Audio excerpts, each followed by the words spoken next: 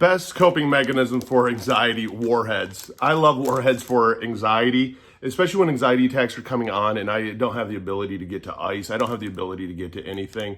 I actually had some bad anxiety start hitting today. And when we have an anxiety attack, we're getting trapped in our brain. We're getting trapped in our thoughts. We start to get the goosebumps and it feels like ants are in our skin. Our heart's racing. We feel it starting to move up into our throat. Our stomach tightens up. We start crying. We start to disassociate and we fall back into a memory in a sense almost. Grounding is so important because it brings us back to reality. Warheads are one of the best because it triggers your sense of taste. It's one of my stronger senses. So getting that sense fired up will bring me out of my head and back into reality.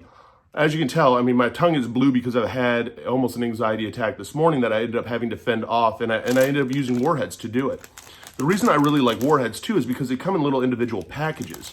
So when you have them in your pocket, you don't have to worry about, like when it comes to Sour Patch Kids or some of the other things out there I've shown as coping mechanisms, you don't have to worry about if you accidentally wash them or that they end up falling apart in your pocket or they get gooey or they get too warm, because it's not gonna get messy. And what ends up happening is when you feel that anxiety attack coming on, keep 5 or 6 of these with you. Keep them in your backpack, keep them in your car, wherever.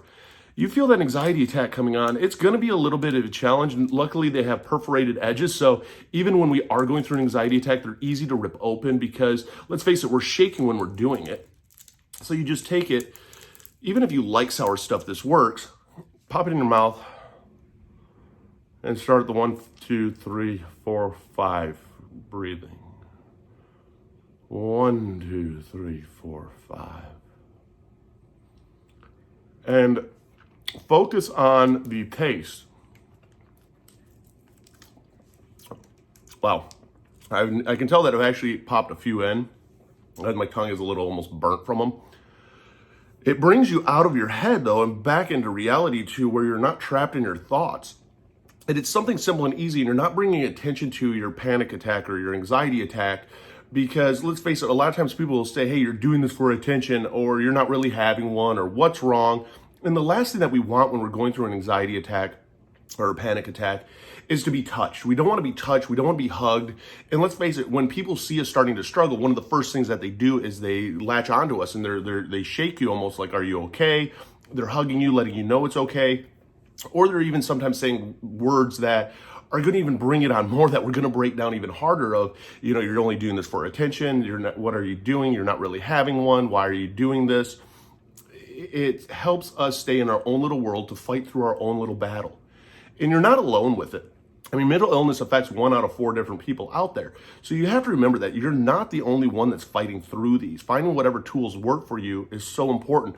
I mean, that's the best thing with Warheads. I mean, you can keep these wherever you want, and you can jump onto them anytime that you need them to pop them in your mouth. It can help you even when it comes to self-harm. It can help you with anything that gets you trapped in your brain. When we're trapped in our brain and we're trapped in our thoughts, it's almost like a momentum happens in that we start to build on that thought and it almost grows. It's like having a plant that's growing in our head and it's setting in the roots. The next thing you know, it's too much in that we can't take it on. We start to lose it. We start to separate. We start to really just break down and cry. And an anxiety attack doesn't necessarily happen for a long time, but it's enough that it will wreck our day. It will exhaust you. It will break you down.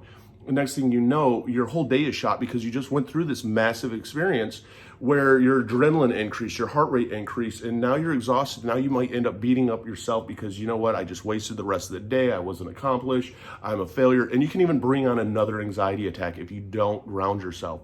That's why it's so important to find what works for you. And what works for me might not work. And I'm not a doctor. I'm not a counselor. My name is Eric. I deal with PTSD, ADHD.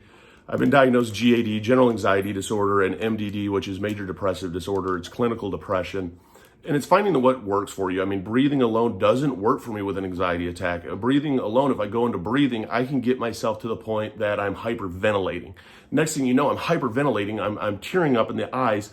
I'm not in reality, and I can keep the anxiety attack going even longer, or just have it continually going, or even bring on another one, even though I might be somewhat grounding myself. but it's finding out what works for you. I love sour stuff. Just because I love sour stuff doesn't mean that this doesn't work. It almost triggers that like happy place in my brain where I'm enjoying what's in my mouth. I'm focused on what's in my mouth. I'm breathing, and I'm able to pull through it without anybody saying much of anything to me, or even sometimes realizing that I'm having an anxiety attack. Once you begin to master it, you want to also reflect back and go, what triggered the anxiety attack? Because the big difference between anxiety attacks and panic attacks are that they have a trigger typically. What was it that got me trapped into my thoughts and into my brain to actually get it spinning that it was able to take over my reality?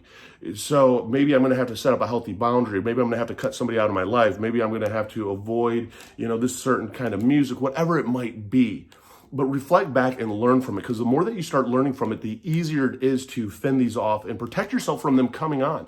I mean, if you're having 3, 4, 5 anxiety attacks a day, because I know that people do, you want to find out what's bringing all this on. You might still be around that trigger that keeps bringing it on and getting you right back into your head and making you fight through. Find out what it is and set that healthy boundary. These are an amazing, amazing tool. So if you haven't tried these before, go grab some of them. You never know it's going to work. Again, trial and error. My name is Eric. My channel is all mental health, mental illness, suicide awareness, sobriety, having a little bit of fun. I started a nonprofit organization, Driven Together. It bridges the gap between a crisis hotline and a therapist. Just sharing all the tools, resources that we can, experiences that we can, and peer-to-peer support that we can, so that, you can fight through today. Down below are the affiliate links I have to all my different healthy coping mechanisms, to Amazon. I have a link to BetterHelp down there if you want to try online therapy. If you want to get into the mental health Discord, I mean, we have peer-to-peer support Discord communities out there. The links are down below. Check out all of our social media. Again, it's people helping people and us doing it together. Hit that like and subscribe button. Comment down below. Tell me what you use to help ground yourself, because the more that we share what we use, the more somebody might have that aha moment and go, you know what, let me try that. That might work for me. And next thing you know, you just made a difference in somebody's life without even realizing it, and just by sharing your story. That is the power of our story. That is the power of our shares. So you know what? Until the next video, let's do this together. You got this. You're a BAMF. You're a badass motherfucker. You made it through 100% of your worst days and make it through 2 today. And that just shows how strong you are. We got this.